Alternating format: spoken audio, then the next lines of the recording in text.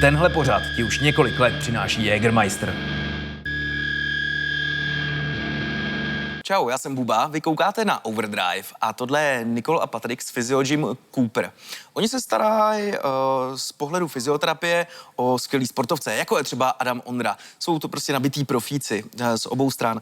A já jsem se s Patrikem teda vsadil, že udělám 30 dřepů, protože on mi to nevěří, že udělám 30 dřepů, ale já kdykoliv o půlnoci mě babi vzbudila, jak jsem udělal vždycky 30 dřepů, že jo, na lusknutí.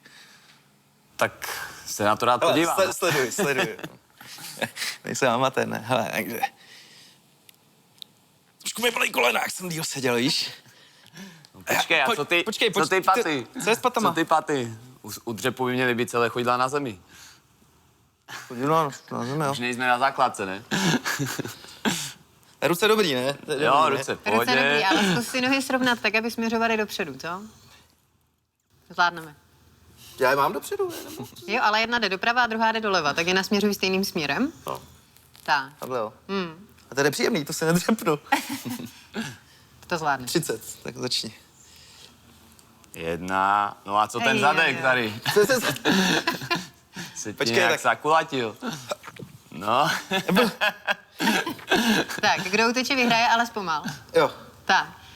Dobrý. A zkus jít tak, aby si opravdu měl záda celou dobu ve stejné pozici, jo? Budou se hýbat jenom klouby dolních končetin. To znamená, záda vlastně jsou pořád stejné a ty jako by si chtěl sednout mezi ty paty. Ale já chci mít jenom velký nohy, Ty budeš mít největší. Tak zkus co mám vnímat dělat? moji ruku, No. tak aby se vůbec tady nepohla tady ta Dobře, část zad, jo? Dobře, takže... Tak. To začíná... No, Jo, a bolí. to je pěkně blbě. Tak pojď nahoru a začínáme zadkem dozadu. Hele, my vám to vysvětlíme asi v neděli od 10 na očku. Evidentně neumím teda dřepit. Kliky mi taky vysvětlíte? Jasně, vysvětlíme. No Každý tak jo. má svou pozici. Tak jestli vás zajímá správný pohyb, tak se na nás koukejte. Čau.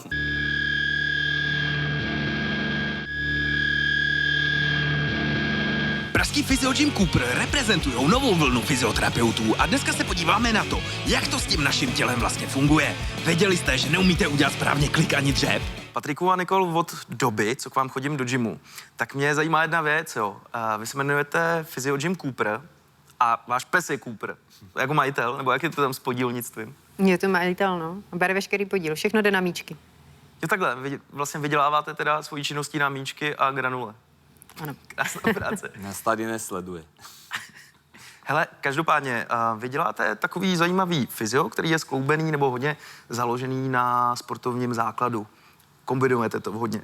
A mě by zajímalo, dáváte dohromady třeba českou horolezeckou reprezentaci, že jo? Je v dnešní době potřeba, aby ten profesionální nebo poloprofesionální sportovec měl u sebe i toho fyzioterapeuta? Že bez něj už se jako neposouvá v rámci výkonu? No tak asi to je hlavně proto, že ty lidi podávají ty výkony, kvalitné výkony kvůli tomu, že využívají tyhle služby a ty služby jim pomáhají k tomu, aby byli dobře připraveni na ten výkon a stále se ten sport může takhle posouvat dál, takže je to běžný standard. A já jsem někde četl, že Adam Ondra třeba má takový specifický jako požadavky, že ty jsi mu nějak zahříval deku, nebo co jsi mu to zahříval, nebo rozjížděl. Ne, hlavně jsem mu rozlízal lezečky před lezením, Jo, lezečky, jo. aby ta guma byla dobře připravena na ten závod, na to lezení.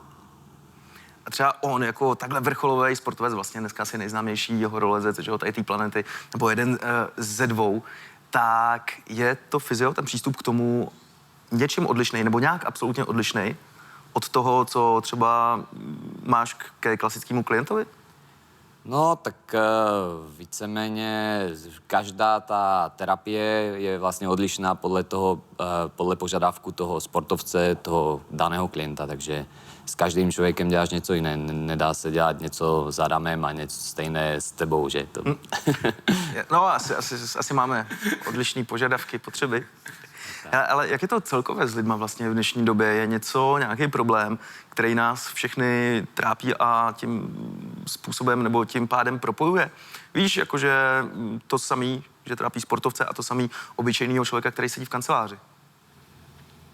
Myslíš jako nějaký aktuální problém jako dnešní doby?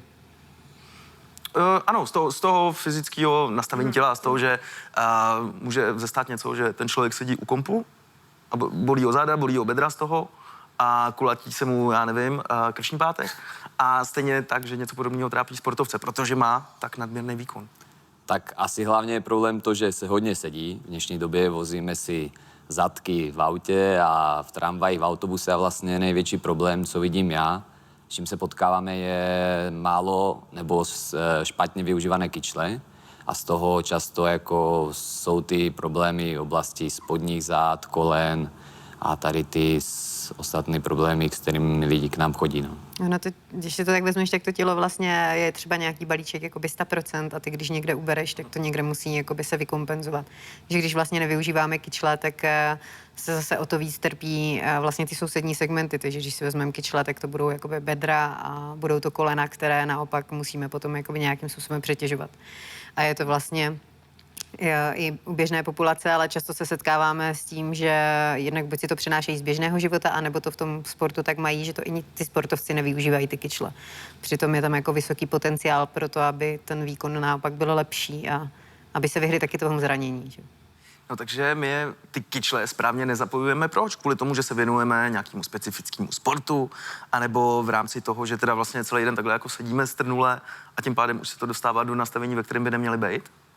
No určitě to je nějaká kombinace toho, že vlastně ty svaly, které by měly být aktivné kolem kyči, tak celý den dostávají masáž z toho sezení. Aha. Jednak je tam velká komprese z toho, že jak vlastně jsme v té statice pozice, v tom sedě, tak ta páteř je utlačovaná, ta pánev se trošku mění do jiného nastavení, co všechno souvisí s tou kyčlí a pak se ta kyčel správně nepoužívá. To znamená, že třeba teoreticky neumíme pak už ani jako chodit správně. Může to tak být. Určitě, protože ve chvíli, To sám kdy dobře vlastně, víš. ve chvíli, kdy vlastně nevyužíváme ty kyčle jakoby v tom jednom směru a je vlastně ta pánev pořád jakoby podsazená, tak potom tímto způsobem to často v té chůzi vypadá, že lidi vlastně neumí jakoby ty kyčle ohnout vůbec, nevyužívají, takže vlastně neohýbají a chodí teda jakoby způsobem, že vlastně mají tu pánev takhle jakoby skroucenou pořád do té jedné pozice, místo toho, aby využívali ten pohyb jakoby v té kyčli. Ale Takže vlastně celé to jde do beder a do kolen. Aha. No počkej, já když jsem byl na fyzioterapii, jakože jsem jim za svůj život prošel poměrně dost, tak mi vždycky říkali, hele, musíš mít hrozně podsazenou pánev, prsa ven, ramena takhle jako stlačovat dolů nebo nahoru, já už ani nevím, jako, ale co je teda to přirozené nastavení? A to nastavení je v podstatě jenom jedno, takže je to jakoby jednoduché. A je to fyziologické nastavení, které jakoby, kde ty segmenty jsou, tak jak normálně prostě by být měly a ne, že je vlastně měníme do extrémní pozice na opačnou stranu. Takže zrovna ta pánev je právě taková, kde by měla být zachovaná v neutrální pozici. Jo? Takže jasně, že při cvičení spousta lidí stále podsazuje pánev, tlačí bedra do podložky, berou to jako takové, je to takové dogma. Ale vlastně už je dávno jasné, že to optimální nastavení není. A my učíme to, že si člověk představí, že když to nastavení je jedno, tak přece tak, jak stojím, tak bych budu i ležet, budu takhle dělat i zhyb, klik, cokoliv z tady těch pozic. Takže přesně tak, když vlastně přijdou třeba lidi na kurz a z 10 lidí si 9 nastaví, takže si tu pánev podsadí, tak jim potom řeknu, že jasně, a teďka já tě vezmu, zvednu tě z toho lehu do stoje. A jak u toho budeš vypadat? A jak u toho bude vypadat. A potom už jakoby každý si dokáže trošičku jako v leže je to třeba nenapadne, ale ve stoje už potom, když bych já vlastně chodila s tou podsazenou pánví, tak už umí jako jasně definovat, že tohle se jim jako nelíbí. Dokážou z toho stoje poznat, že tahle pozice asi jakoby není správná. Takže jako vybrat si to nastavení, jenom prostě ho vždycky dát do jiné pozice. No. Není to jednoduché, ale... A u vás v gymu vy vlastně propojujete takový to klasický fyzio už rovnou jako s pohybem, že to přinášíte do nějakého jako sportovna, nebo mě to tak jako připadá, specializujete se hlavně na ty horolezce, ale jaký je rozdíl mezi vámi, mezi vaším přístupem a tím, co jste si vyvinuli a takovou tou klasickou fyzio? Protože já kamkoliv jinam jsem přišel, tak vlastně ty cviky jsem sám jako doma pak nedokázal ani aplikovat, vlastně jak to nastavení je tak jako složitý. Co ti někdo vysvětlí, třeba pan profesor Kolář tě tam takhle skroutí, že jo, pak odejdeš domů a vlastně nevíš, co se stalo. No tak naším primárním cílem je právě naučit toho člověka to, co se naučí na té terapii, aby to dokázal využít v tom svém sportu, v tom cvičení, co dělá. Vlastně když jde do posilky nebo někam, tak ať využije ty základy, co se u nás naučil, a ať s tím dokáže cvičit dál, ať to právě neskončí na tom lehátku nebo na té zemi, na té podložce, ale ať toho dokáže přenést do toho běžného života, do toho sportu, ať to vlastně vtedy má ten největší efekt, když to co nejvíc používá, tu techniku toho pohybu. Ale posloucháte u cvičení muziku? Nebo to u vás v gymu tolik nejde? Tam se víc mluví, viď? No, my moc mluvíme. Jak obecně. kdy? Jak No my kdy? tady taky hodně mluvíme, ale máme i tu muziku, takže jdeme na ní. Jsme zpátky s Patrikem a Nikol a pořád se bavíme o fyziosvětě, o tom vlastně, jak se hejbat tak, aby to dávalo smysl a aby jsme se u toho neničili.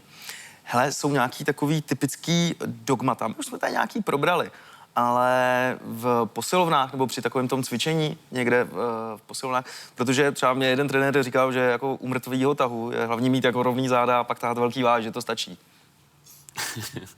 Jako je to v pohodě, mít srovnaný ramena, rovný záda. No, tak Dá se z toho vycházet. určitě vlastně ani nelhal, ale každý cvik vypadá vlastně jednoducho, když ho někdo umí, ale v každém tom cviku prostě ladíš určitě detaily toho pohybu a nedá se úplně ho popsat nikdy ani slovami, co přesně se od toho cviku jako očeká. Mít rovné záda, když to někomu řekne, že cvič doma mrtvý, tak mít rovné záda, tak nevím, co si z toho každý odnese, protože každý si myslí, že má jinak ty rovné záda. A proto je dobré, aby tě do toho někdo nastavil. A ty váhy, s těmi váhama určitě mrtvý tah třeba je dobrý, když se dostaneš na ty velké váhy, ale musíš se k ním dopracovat, že nemůže to být na úkor zase té kvality toho pohybu. Je Takže vždycky zásadní cvičit s nějakou určitou váhou? Nebo je lepší v rámci toho, když nejsem profi sportovec a nepotřebuju to přetěžovat, se tomu úplně vyhnout?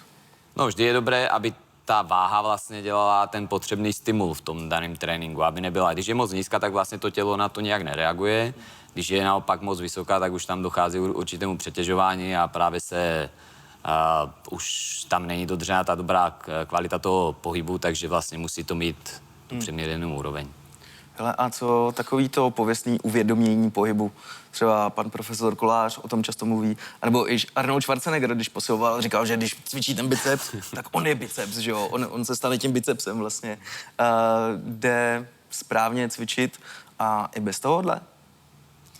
No já někdy používám takový trik, že třeba když učím děcka, jak správně stát na noze, tak jim říkám, že ať si myslí, že jejich hlava není hlava, ale jejich chodidlo. A právě to jim pomáhá se soustředit na ten pohyb, na tu oporu v tom chodidle, nebo jim říkám, ať si představí, že vidí tu svoji nohu ze spod skrz skleněnou tabuli a vlastně takhle využíváš nějaké triky, aby právě to uvědomění, ta koncentrace byla na tom daném místě, kde ji potřebuješ. Takže určitě to funguje výrazně. Hele, a jak teda probíhá cvičení u vás v gymu, když to vezmeme od začátku? No, tak vlastně člověk přichází, začínáme komplexní diagnostikou pohybového aparátu, což je takové 2hodinové vyšetření, je to kompletní screening těch tkání a taky těch pohybů, jaké pohybové stereotypy ten člověk využívá v běžném životě, ve sportu. Záleží, s čím přichází, máme jakou širokospektrou klientelu. Prosím tě, udrž myšlenku. Jenom napadá, je někdo tak jako fyzicky vlastně dokonalej, taková ta genetická mrcha, že přijde a nemusí vás vůbec vyhledávat, že od začátku to tělo je skvělý, připravený, vlastně 100% dokonalý? Existuje něco takového? Tak určitě jsou lidi, co se hýbou líp a hůř, ale i tam člověk, který se hýbe jako hodně dobře, tak můžeš ladit nějaké detaily, které ho můžou ještě posunout v tom výkonu, že? Takže stále je na čem Vždycky je pracovat. na čem pracovat. Ano. Takže se udělá ta diagnostika. No, udělá se ta diagnostika a vlastně ta diagnostika se vyhodnotí a na základě toho vyhodnocení se udělá nějaký terapeuticko-tréninkový plán. Tím, že jsme spojení vlastně fyzioterapie, fitness a sportu, tak proto říkám terapeuticko-tréninkový, protože se na těch lekcích vlastně tady ty dvě věci prolínají. Vždycky tam to tělo se postupně zpracovává a takže je tam i pasivní i aktivní přístup s tím, že myslím si, že taková specialita je, že vždycky jdeme až do cvičení se zátěží. A v podstatě třeba to není ani tak cvičení, jako učení se toho pohybu. Učíme to tělo vlastně fungovat správně v lehké zátěži, ale stejně tak vlastně ho to učíme při větší zátěži, protože ta větší zátěž je vlastně to, co nás v běžném životě potkává jakoby pořád. Ať zvedáme děti, nebo prostě nákup, nebo někde dobíháme autobus. Všechno tady to jsou zátěžové situace, nebo třeba jako to, že si jdeme zasportovat. Takže my to tělo vlastně na konci toho procesu učíme jako zachovat správné pohybové stereotypy právě při té zátěži. Čím si myslím, že se třeba jakoby odlišujeme jakoby od klasické fyzioterapie a že to vedeme vlastně takhle jakoby daleko. No. Takže takový to, když někdo řekne, hele, já vždycky doma se každý večer na 10 minut protáhnu, strečuju, tak to není úplně dostačující na to, aby si zlepšil, řekněme, tu klasickou kvalitu běžného života? Tak s tím stretchingem je to trošku takové zavádějící, protože Já strečuju od 15 let. Co proti tomu máš? No třeba jako lidi, jako ty, co mají určitou hypermobilitu v některých klubech. No tak jsem jako, to mám díky tomu, že jsem právě protažený. No, to právě určitě není tak právě. S tím stretchingem bys měl, chceš protávat svaly, ale právě lidi, co třeba mají hypermobilitu, tak se cítí dobře, protože vlastně dosahují hezké rozsahy v tím pohybem a vlastně proto se věnují tomu stretchingu, protože jim to jde, že každý rád dělá to, co mu jde. To bavilo, no. Ale vlastně právě hypermobilní člověk vůbec nepotřebuje dělat stretching, naopak potřebuje ty klouby zpevnit, aby drželi víc pohromadě, protože už ty vazy a ty tkáně kolem jsou hodně povolené a právě vtedy ten stretching není vůbec žádoucí, takže... Takže má dělat co, když přijde domů teda? Jako jít si zaklikovat, zadřepovat? No určitě, měl by vědět, co potřebuje, který kloub zpevnit a podle toho by měl to cvičení nastavit, takže... To je jako u hypermobilního člověka hrozně důležité, ale když už teda jako si ten člověk, co se rád strečuje, protože je velká skupina tady těch lidí, tak tam je ještě jakoby zásadní i to, že jakoby máš těžké, aby ses vůbec dostal jakoby tím protažením do toho svalu. Že vlastně ta hypermobilita je vlastně nesoudržnost těch vazivových tkání. To znamená, že dřív, než ty vlastně ten sval vůbec změní tu délku, tak povolí ty vazy. A takže ten hypermobilní člověk vlastně většinou si to nežádoucí. vlastně bude prohlubovat pořád ty vazy, paradoxně, ale ty svaly vlastně zůstávají pořád zkrácené. Takže třeba existují jakoby varianty, jak vlastně ty tkáně ovlivnit a je to třeba foam rolling, jakoby válcování. Co? Foam rolling je to metoda, jako, která vlastně využívá třeba tady tyhle ty válce a míčky, což je dobré, že jednak jakoby stretching je zavádějící i v tom, že často si lidi myslí, že stretchují dobře, protože vlastně cítí, že se posunujou, že zvětšují svůj rozsah pohybu a zároveň je to táhne tam vlastně, kde asi očekávají. Jenomže zvětšují svůj rozsah pohybu kvůli toho, že se vlastně jakoby prodlužují vazy a táhne je to, protože tam máme i fascie, které nám dávají stejný pocit a ten sval může zůstat pořád stejně dlouhý a neprotáhne se. Za to válec vlastně člověk dá jakoby přímo na to konkrétní místo a ovlivňuje jakoby stav těch tkání cíleně. Jo? Takže jako pro hypermobilní lidi je jasné, jako, že musí zpevňovat, musí prostě posouvat, tak jak říkal Patrik, to je prostě jejich celoživotní úděl, ale zároveň jakoby i se může o ty jako svaly starat, ale ten stretching většinou opravdu není jako ta správná volba. No. Já jsem chtěl říct jednu věc, já jsem ten válec potkal párkrát v posilce třeba. Ono to bolí, když se potom válíš. Jestli to víte. Ale to je nepříjemný celkem. Jo, Ale časem, i tak to doporučuji. Čím víc válcuješ, tím víc se ty právě svaly uvolní, povolí ty fascie a pak to bolí míň a míň a vlastně pak i podle toho si kupuješ ty válce jako tvrdší. Každý náš klient začne s měkkým válcem a nakonec vlastně si kupuje tu... Hlavně každý náš klient už nikdy nejede na dovolenou bez válce, protože ví, že je to největší kámoš. Že prostě opravdu udělá takovou jako... Člověk si může takovou sebemasáž, každodenní údržbu. Dobře. Arnold říkal, že co bolí, to roste, no, tak já budu teda doufat. Na benefity válce jsme ještě asi úplně Jak je to s takovou tou duševní hygienou versus s tou fyzickou? Tak když se člověk jako umí dát fyzicky dohromady, má to nějakou přímou úměru právě tady k tomu? Tak určitě to jde ruka v ruce, že vlastně ta psychika, ta fyzická zdatnost prostě jsou spolu propojené, takže určitě vlastně ten sport vyplavuje různé ty hormony štěstí, tím se zlepšuje ta psychika. Naopak, když někdo jako jde jenom se špatnou náladou jako sportovat, tak často se může stát, že se naopak zraní a tak, takže vlastně by to tak mělo být vyladěné, aby to fungovalo správně. No ale já myslím, že tady asi bude nejzásadnější se stavit a vyzkoušet si to. Takže, přátelé, jestli máte nějaký byť malý problém, tak to určitě okuste, protože nemá cenu s tím polorozbitým rejčem tak dlouho do té země kutat, až se úplně rozbije, ale spíš ho zkusit jako včas spravit. A jinak my se vidíme další neděli o 10 na Očku a děkuji za rozhovor. Díky. Ahoj.